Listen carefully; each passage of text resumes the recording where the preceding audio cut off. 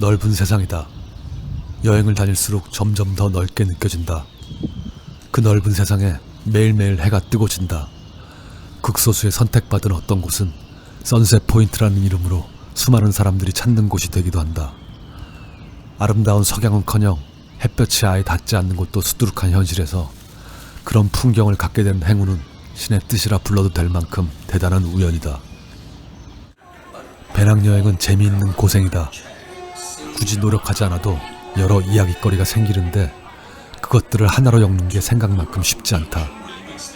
나만 재밌던 이야기가 너도 재밌기 위해서는 분명히 어떤 재주가 필요한 것 같다. 나는 그저 내가 할 수 있는 방식으로 나의 지난 여행 이야기를 할 것이다. 예전에 파리를 시작으로 서유럽 한 달, 모스크바를 시작으로 동유럽 한 달을 각각 여행한 후 다음으로 그리스와 터키 여행을 계획했었다. 가는 김에 그래도 피라미드는 한번 봐야겠다는 생각으로 이집트 카이로를 일정에 넣었다. 그냥 그 정도의 마음으로 카이로에 갔는데 도착한 날을 아직도 나는 잊을 수가 없다. 에너지 넘치는 난장판, 별세계였다. 이렇게 다른 분위기에서 이렇게나 많은 사람들이 살고 있다는 게 너무나 흥미로웠다. 피라미드를 본 후 한 여행사를 통해 1박 2일짜리 사막 투어를 했었다. 그 무리에 있던 한국인 남자애들에게 카이로의 신선함에 관해 이야기하자 어떤 친구는 공감했고 어떤 친구는 시큰둥해했다. 시큰둥했던 친구는 세계 여행 중이었는데 인도에 비하면 괜찮네요. 뭐 그런 식으로 말했던 것 같다. 그때 처음 인도를 가볼까 생각했었다.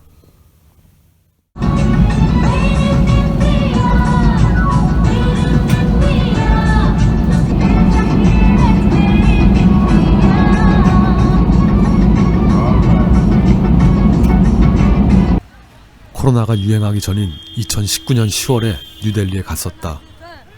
당시 그리스 터키 여행에 이어서 남미 여행까지 했었을 때라 배낭여행에 좀 더 깊이 빠져들어 있을 때였다. 이제는 혼자서 어디를 가도 지낼 수 있을 것 같다는 자신감이 있었는데 뉴델리에서 공황 상태가 됐었다. 호객꾼들을 비롯한 수많은 사람들, 마구 울려대는 경적 소리, 특유의 냄새와 더위, 그런 것들 앞에서 마음속에 알 수 없는 불안감이 진정되지 않았었다. 바로 비행기표를 변경했고 호텔방에서만 이틀을 머물다 돌아왔었다. 그로부터 몇 달 후 코로나 팬데믹이 시작됐고 거의 3년 만인 22년 10월 말에 뉴델리에 다시 갔다. 마음속에 찜찜하게 남아있던 예전에 계획한 그 코스를 3주에 걸쳐 다녀왔다. 수도인 뉴델리에서 타지마할이 있는 아그라로, 아그라에서 힌두교 성지인 바라나시로, 바라나시에서 국경을 넘어 네팔로 간 후 부처의 탄생지인 룸비니로, 룸비니에서 네팔의 수도인 카트만두에 갔다가 포카라를 거쳐 뉴델리로 다시 돌아왔다. 꽤 피곤한 여행이었지만 더 이상 공황은 없었다. 집으로 돌아가는 비행기를 타기 위해 돌아온 뉴델리 기차역 앞에 파하르간즈라는 동네가 오히려 아주 친숙하게 느껴지기까지 했다. 인도 여행이 어려웠던 이유 중에 하나는 모바일로 대중교통 티켓을 구매할 수 없었다는 것이었다. 직접 예매를 했다는 사람도 많았지만 나는 모바일뿐 아니라 기차역으로 직접 가서도 표를 구할 수 없었다. 결국엔 발권 대행을 하는 현지 여행사에 수수료를 내고 예매해야만 했다. 근래에 인도를 여행한 한국인들에게 양심적인 영업으로 유명해진 현지 사람이 있었다. 그 친구를 통해 인도에서의 모든 차편을 예약했다. 그 사람이 유명해진 건 인도 여행 중에 만난 자잘한 사기꾼들에 관한 얘기가 워낙 많기 때문일 것이다. 나도 소소한 얘기거리가 있다. 뉴델리에 도착한 다음날 노점상에서 껌을 한 통 샀었다. 120루피를 줬는데 한국으로 치면 한 2,000원 되는 돈이었다. 마트에 가서 가격을 확인해보고 싶었지만 내가 머물던 곳 인근에는 우리가 일반적으로 상상하는 마트 같은 건 없었다. 며칠을 여행하고서 정말 터무니없는 가격이었다는 걸 자연스럽게 알게 되었다. 어떤 로컬 식당에서는 80루피를 주고 백반 같은 것을 먹기도 했으니까 말이다. 푼돈이지만 이런 일들이 반복되면 어느 순간에 짜증이 나기도 했다. 그냥 몇천 원씩 더 줘도 된다는 마음으로 기분 좋게 다니는 게 현명한 것일지도 몰랐다. 타지마할을 비롯한 여러 공식적인 관광지의 입장료도 현지인이 1,000원이면 외국인은 10,000원 이런 식으로 받았기 때문이다. 많은 순간 이 사람들이 그저 나를 돈으로만 보고 있다는 생각이 들었다.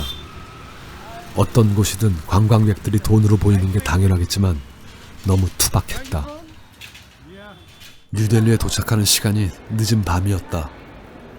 도착하면 택시기사들이 내게 달려드는 그런 분위기를 대충 알기 때문에 아예 공항 내에 있는 호텔을 예약했다. 그런데 도착해서 쉽게 찾을 수가 없었다. 두리번거리는 나를 한 택시기사가 따라다니기 시작했다. 예약한 호텔 이름을 말하자 택시를 타고 한참을 가야 한다고 했다. 나는 당연히 믿을 수 없었다. 계속 거절하는 나를 정말 집요하게 따라다니는 그 기사의 눈을 정면으로 보고 큰 소리로 노라고 말했다. 그제서야 무안한 듯 쭈뼛거리며 다른 곳으로 사라졌다. 나중에 생각하니 뭐 그렇게까지 할 필요가 있었나 싶었다. 그렇게 거칠게 노를 했던 건 내가 마음속으로 당황하고 있었기 때문이었던 것 같다. 그런 모습이 선수인 택시기사의 눈에 빤히 보였을 것이다. 이런 호객꾼들, 속칭 삐끼들과 흥정을 하거나 거절을 하는 게 이번 여행의 매우 많은 부분이었다.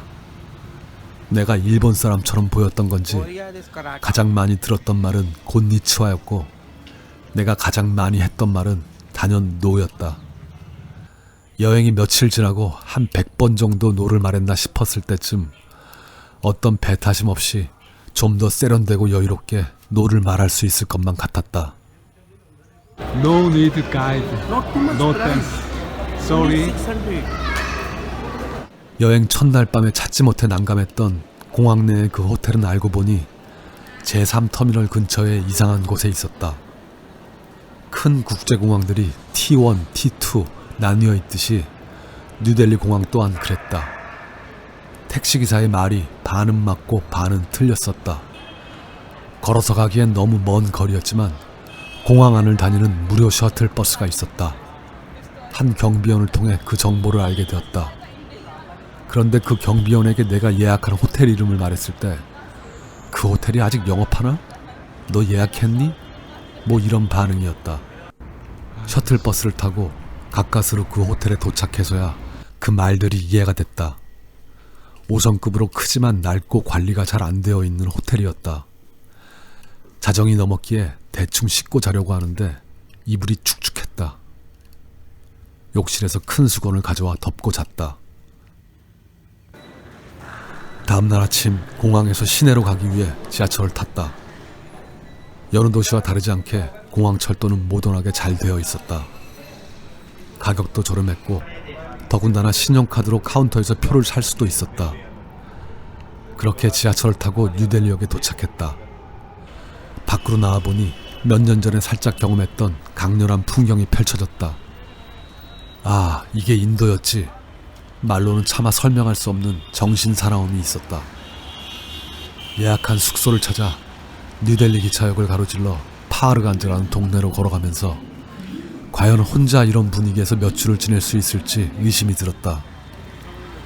도착한 파하르간즈는 인도 여행의 관문 같은 곳으로 아주 유명한 동네였다. 두 번째여서 그런지 확실히 덜 당황스러웠다. 호텔을 체크인하고 나와 1시간 정도 걸어서 레드포트라는 곳으로 갔다. 가는 길 내내 사람들과 차가 정말 많았다. 토요일 오후였는데 인도는 토요일이 다른 나라의 일요일처럼 공휴일이라고 했다. 그래서 더 심했던 것 같다. 걸어가던 어떤 골목에서는 사람이 그 사이를 비집고 지나갈 수 없을 정도로 차와 오토바이들이 빼곡하게 서 있었다. 정말 적응이 안 됐다. 마음속에 불안감이 터질 듯 말 듯 꿈틀거리는 게 느껴졌다. 다시 천천히 숨을 쉬며 걸었다. 그렇게 도착한 레드포트는 어떤 성곽 같은 곳이었는데 현지 사람들에게는 유원지의 역할을 하는 것 같았다. 광장에는 대관람차가 돌아가고 있었고 휴일 오후에 도시의 유원지를 찾은 현지인들로 많이 분주했다. 숙소로 돌아가기 위해 구글맵에서 대중교통을 검색해봤다. 버스가 있길래 기다렸다가 타봤다. 차가 막히는 게 서울과는 차원이 달랐다. 늦은 오후인데 버스 창밖으로 벌써 해가 질 준비를 하고 있는 게 보였다. 10월 말의 뉴델리는 오후 5시 반이면 밤이 될 정도로 해가 많이 짧았다. 저녁을 먹으러 호텔에서 10여 분 거리에 있는 KFC에 갔다. 거리에는 여전히 사람들이 많았다. 시간상으로는 분명히 저녁인데 한밤중인 것처럼 느껴졌다. KFC는 정말 주제 선정을 잘한 듯했다. 이슬람 국가나 힌두교 국가나 어디든 닭을 안 먹는 곳은 아직 보질 못했으니까 말이다. 가게 안에는 별로 사람들이 없었다. 징거버거를 먹었다. 다 조금씩 현지화되는 건지 햄버거에서 카레 맛이 났다. 식사 후 숙소로 돌아가는 길에도 역시 사람들이 많았다. 그 인파 속을 걸어가다 문득 이런 생각이 들었다. 이렇게 사람들이 많은데 위험할 일이 있을까? 그 밤거리가 내게 묘한 안정감을 줬다. 그래서 숙소로 바로 가지 않고 거리를 조금 더 걸었다. 신고식을 한 것처럼 정말 너무너무 많은 인도 사람들과 마주친 하루였다.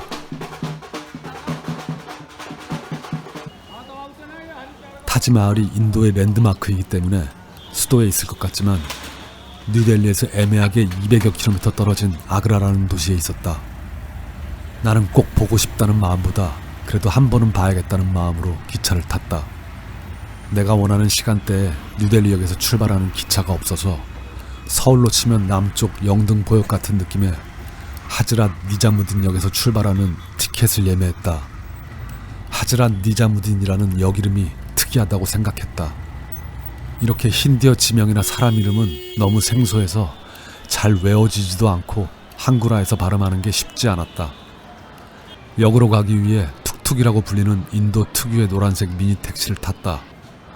처음엔 놀이공원에 온 것처럼 신났다가 금방 불편하다고 느껴졌다.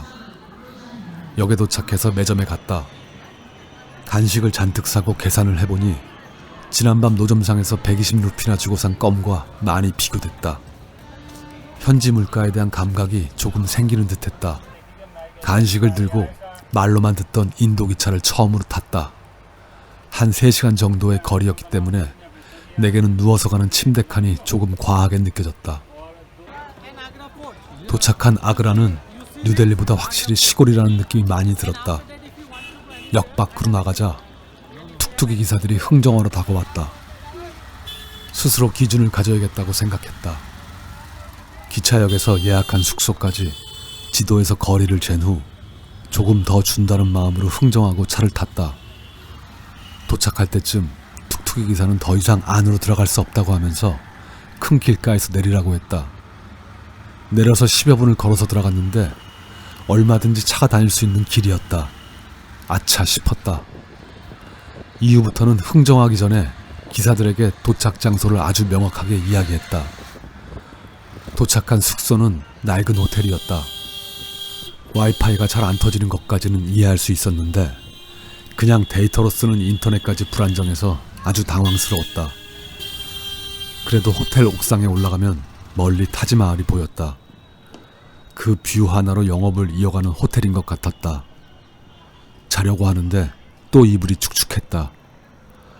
언젠가 유튜브에서 들었던 것 같은 인도 여행을 할 때 얇은 담요 같은 것을 챙겨가라는 어느 여행자의 조언이 이해가 됐다. 타지마할 입장권을 온라인으로 예매하려고 했으나 잘 되지 않았다. 유럽과 남미 어디에서든 온 오프라인으로 사용했던 나의 비자 카드가 타지마할 티켓은 결제할 수 없었다. 현장 구매를 하기 위해 새벽같이 타지마할로 갔다. 이렇게 유명한 관광지의 매표소가 안쪽으로 잘 보이지 않는 곳에 있다는 것과 신용카드를 사용할 수 없다는 게 좀 의아했지만 생각보다 표를 구하는 게 어렵지 않았다. 새벽부터 사람들이 꽤 있었다. 입장하는데 군인들이 소지품 검사를 아주 꼼꼼하게 했다. 내 슬링백 안에 있던 담배와 라이터, 껌을 압수당할 뻔하다가 가방 전체를 라커룸에 맡기라는 누군가의 말을 듣고 그렇게 했다. 입구 옆에 무료 라커룸이 있었다. 그렇게 들어간 타지마할의 내부는 아주 깔끔하게 관리가 잘 되어 있었다. 날씨가 화창하지 않아서 조금 아쉬웠는데 그 나름대로 분위기가 있었다. 사진에서 보던 그대로였다. 확실히 슈퍼스타다운 후광이 있었다. 타지마할 뒤쪽으로 흐르는 강에 안개가 끼어 있었다. 그리고 어딘가에서 이색적인 인도풍의 음악 소리가 들리면서 뭔가 신비한 분위기가 연출됐다. 그렇게 한참을 타지마할을 보고 나와 근처에 있는 작은 로컬 식당에서 늦은 아침을 먹었다. 식당 주인이 종업원으로 보이는 소년을 노예 부리듯 대하는 모습을 보고 혼자서 순간 욱했다. 저런 게 카스트 제도 같은 건가? 생각하며 그냥 계속 식사를 했다. 호텔에서 체크아웃하고 그 동네를 걸어 나오며 왠지 이 여행을 다 할 수 있을 것 같다는 확신이 들었다. 아그라는 뉴델리보다 훨씬 험악하게 느껴질 만한 거리가 많았는데 그런 거리에 이제 내가 약간은 녹아든 건지도 몰랐다. 다음 목적지인 바라나시로 가는 심야 버스를 타러 바로 버스터미널로 가기엔 시간이 너무 일렀다. 그래서 계획에 없던 아그라 포트라는 곳으로 갔다. 뉴델리에서 봤던 레드포트 같은 큰 성이었다. 내부의 규모가 상당했다. 너무 꼭두새벽부터 움직였던 탓이었는지 1시간여를 둘러봤을 때쯤 갑자기 피곤해졌다. 이제 그만 버스터미널로 가서 밥 먹고 근처 카페에서 좀 쉬다가 저녁에 버스를 타야겠다고 생각했다. 우버 앱으로 부른 택시를 타고 도착한 버스터미널은 상상했던 것과는 너무 달랐다. 제대로 된 식당이 보이지 않았고 노점상들만 있었다. 에어컨이 나오는 카페는 더더욱 있을 리가 없어 보였다. 한 대 맞은 것 같았다. 유럽 여행하듯이 생각하면 안 되겠구나 싶었다. 배가 많이 고팠다. 조금 헤매다가 어렵게 한식당을 찾아 들어갔다. 힌디어로만 되어 있는 메뉴판을 알아볼 수 없어서 Korean rice, do you have Korean rice? 반복적으로 말했더니 주인이 알아들은 건지 웍에 뭔가를 볶기 시작했다. 맛있는 냄새가 났다. 스파이시? 라고 묻길래 오케이 라고 했더니 가게의 매운내가 진동했다. 재채기를 몇 번 하는 사이 마침내 매콤한 치킨 카레 라이스가 나왔다. 카레에 닭도리탕 사이즈의 고기가 들어있다는 게 이색적이었다.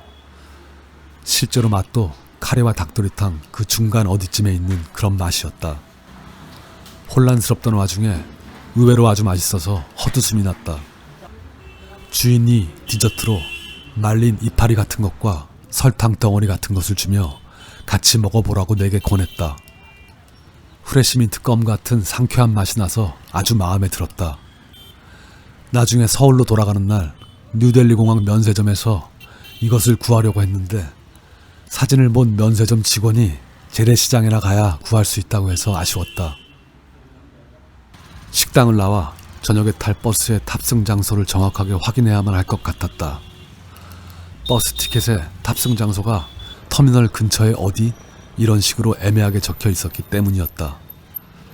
멀쩡한 터미널을 놔두고 왜 이런 식으로 적혀 있는 건지 도무지 이해가 되지 않았다. 먼저 터미널로 가서 매표소 아주머니에게 표를 보여줬더니 고개를 저으며 모르겠다고 했다. 그래서 근처에 관련 있어 보이는 여러 곳을 한참 돌아다니며 물어봤지만 아무도 확실하게 말해주는 사람이 없었다. 너무 덥기도 하고 황당해서 다시 버스 터미널로 돌아가는데 아까는 볼 수 없던 임시 정류장 같은 게 생겨 있었다. 여기구나. 직감적으로 알 수 있었다. 탑승 장소가 그렇게 상시적이지 않은 곳일 줄은 상상을 못했다.